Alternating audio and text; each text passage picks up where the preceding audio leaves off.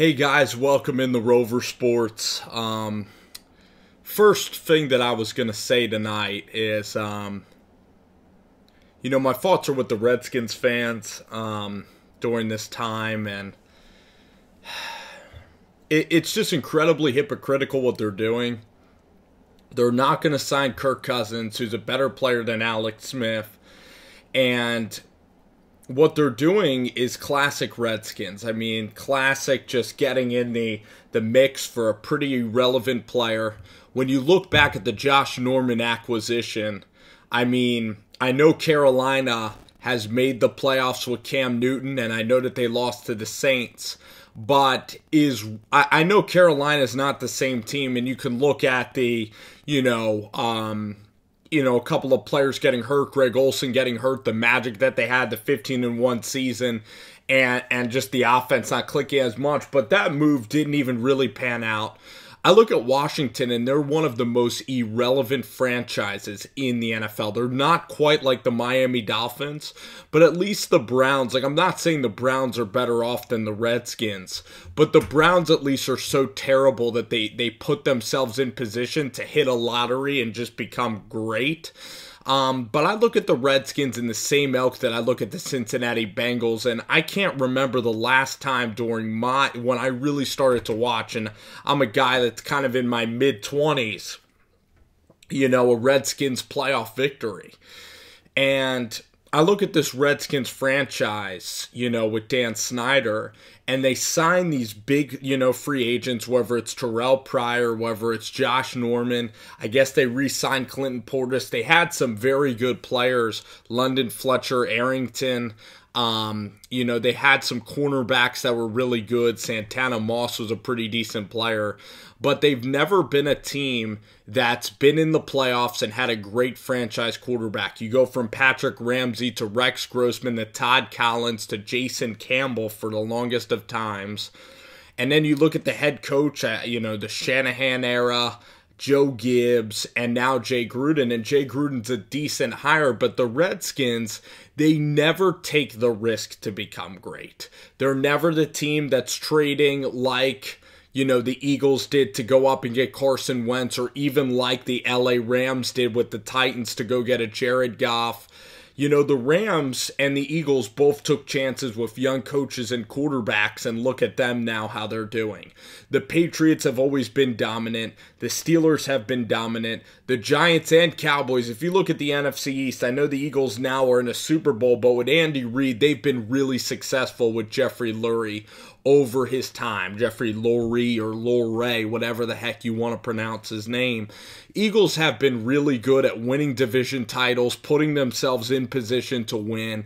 You look at the Cowboys, and I know that Jerry and the Cowboys haven't even played in an NFC championship in the longest of times, but you still remember the Romo years of them winning a couple of playoff games. Romo won 13 wins in a regular season one time before he lost to the Giants. You still had great players like Dez, Jason Witten. You still had some, like Newman was a good cornerback. You still had star power, DeMarcus Ware, on those Cowboy teams. And those Cowboy teams, would at least make the postseason. And even though they would lose, they at least gave you some hope going in year after year. And when those Cowboy teams were in the playoffs, when those Cowboys played in the pack against the Packers, if they would have beaten the Packers, they would have had a chance to beat Seattle and get to a Super Bowl with Romo at quarterback. And you just look at Jerry, he always is not afraid to make big swinging moves. And same with, the Giants with Tom Coughlin would peak up every 4 years and at least win championships. The Washington Redskins, they are just a franchise that it's almost like they're purposely trying to make big moves just to get to 8-8 and stay at 9-7, almost like Jeff Fisher. And with Jay Gruden, there's nothing exciting about this Alex Smith move at all. The Redskins are the most poorly run. I'm not going to say they are the most poorly run because that's reserved for the Browns, but they're at least in the bottom half. They have no congruency. They have no foundation of building from the ground ground up. They signed all these veteran players. They do it the completely wrong way. If they were in the NBA, they'd be like the Detroit Pistons or like the Milwaukee Bucks. You know, a team with a couple of stars, with all these young kids, with these risky young players that always get injured, gaping holes all across the roster, have a star here and then have really shitty personnel in another area. And they just can't build a congruent product that works together and kind of comes up. You know, you look at the Eagles and everything that Jim Schwartz has built with this defense. And the Redskins, I can't even really name their defensive coordinator, to be honest. I'd have to even look that up. I know that they had Kerrigan's and they had Preston Brown, and they signed all these linebackers and all these middle-aged players that are pretty much on the backside of their career, the back end of their career. And this is just another example. I mean, they had an opportunity now at the crossroads. You stuck with Kirk Cousins. He won you a division title. You had a little bit of success. The franchise tagging continued to delay the inevitable. So Kirk is gone. And now you're going to get Alex Smith. And if you draft Mason Rudolph at, you know, the 19th pick, that'll even be the dumber choice, because I bet that the Jay Gruden and them like Mason Rudolph, and Rudolph is E.J. Manuel, so then you're going to have two crappy quarterbacks and waste your pick. Or you know what, actually, I believe the Chiefs might even get a first rounder out of this whole deal when everything is set in stone. You know, if the Redskins got A.J. McCarron, at least we don't really know about A.J. McCarron. At least it can change a culture. All Alex Smith does is get into the playoffs and then lose playoff games. And Alex Smith had guys like Justin Houston, Marcus Peters, Eric Berry, really good defensive players in Kansas City. Decent defense. Bob Sutton, Andy Reid, Kelsey Macklin, Jamal Charles, Kareem Hunt. He had help in Kansas City. I watched Alex Smith, in the most important game of Alex Smith's career. It was when he was with Jim Harbaugh. And he just came off of this huge win versus this New Orleans Saints where Smith had his best career game and he ran in the game-winning touchdown. But Alex Smith against the Giants in the NFC Championship went 0 for 11 and was just brutal and held the Niners back from winning that year. And that is pretty much Alex in a nutshell. And then Kaepernick came in and the Niners got over the hump with Jim Harbaugh at that time. So just looking at this maneuver to get Alex Smith, he is the most bland. He's just above average. He's not an exciting player to watch. He's not going to push it down the field. He won't turn it over. He's occasionally accurate. And in the playoff game versus Tennessee, it was almost a perfect conundrum of his career, right? Alex Smith against Tennessee, and at times this season, he's looked unbelievable. Where I even bought into Alex Smith and the Chiefs this year. I was buying in, like this kid's pushing it down the field. The Patriots game and the opening game was amazing with Alex Smith. He had national TV games. He made Tyreek Hill benefited from Alex Smith. I'll say that. Alex Smith can be accurate, can be athletic.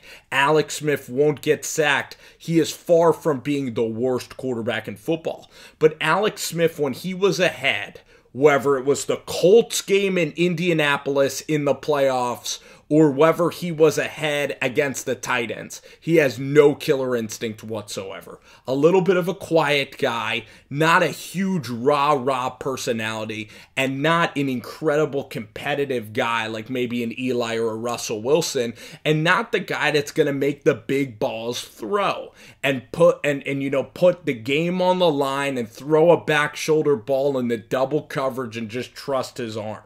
I'd almost rather a quarterback go balls to the wall and go down swinging like Brett Favre or like Eli or even like Big Ben in some instances than a quarterback that's just plays. Alex Smith's the type of guy that he'll say, don't turn it over and let your defense win games. And you look at the Redskins, a kind of irrelevant middling franchise like I've talked about, that hasn't won a playoff game in Lord knows how long.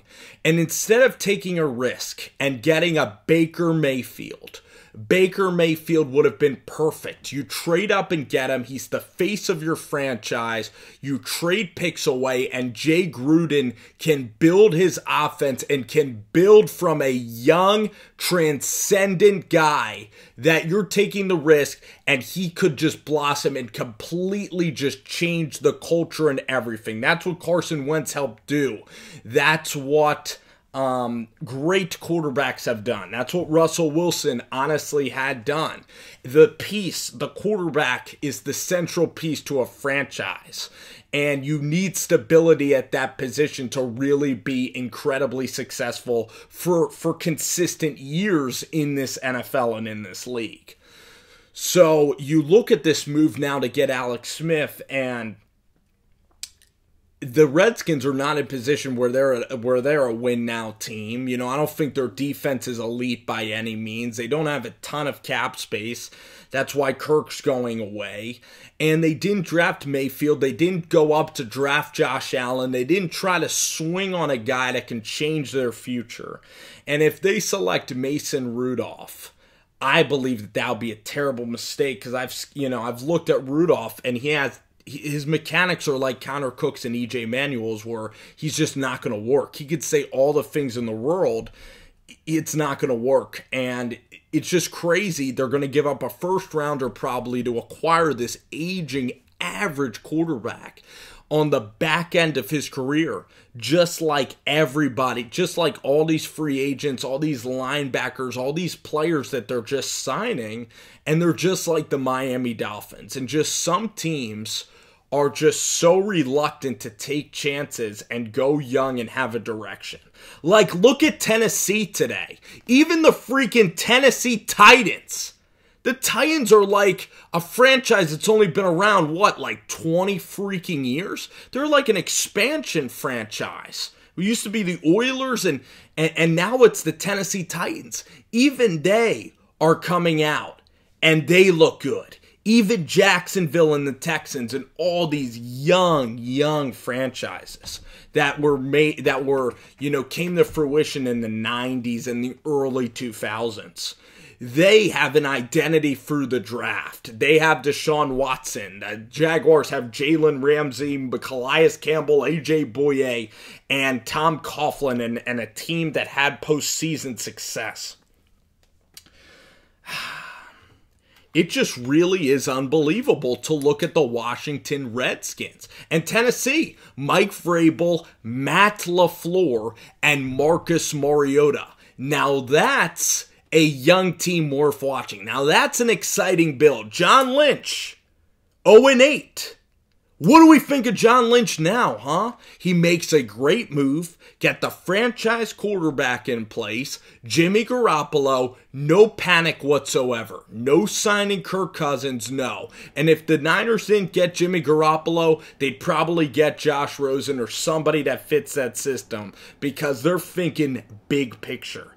Alex Smith, how can you put big picture and special together with Alex Smith, a Josh Norman contract that you cannot get out of, and all these just ridiculous long-term stuck contracts? The Redskins are stuck. They had a little chance to remake Washington Redskins football and draft a transcendent quarterback, and I just know that the Redskins are probably not going to get Mayfield now. And it's just disappointing. The Redskins could have made a great move, and instead they don't. At least we have something to disagree or talk about with, because a lot of people like Alex Smith. For Smith, I thought his best situation would have been in Jacksonville and then followed up by Denver, because you look at Denver and they still have, Talib. They still have some defensive talent. You could try to squeeze. You can even draft a quarterback and if you're Denver and you're able to kind of trade away a second round pick for Alex Smith. So you get like Josh Allen to kind of learn, and or Baker, there. And Denver has a defense to win a championship. Jacksonville definitely had. So Jacksonville was a damn good move. But looking at this move right here, this is a mediocre move. Pretty mediocre quarterback, just above average. And I just think that it reserves the Redskins in their spot of being third or fourth 7-8 win team a year. And that's disappointing. It's like they're afraid of failure, they're afraid to take a chance, and it's a disappointing move for the Washington Redskins and their fan base. It's a disappointing move.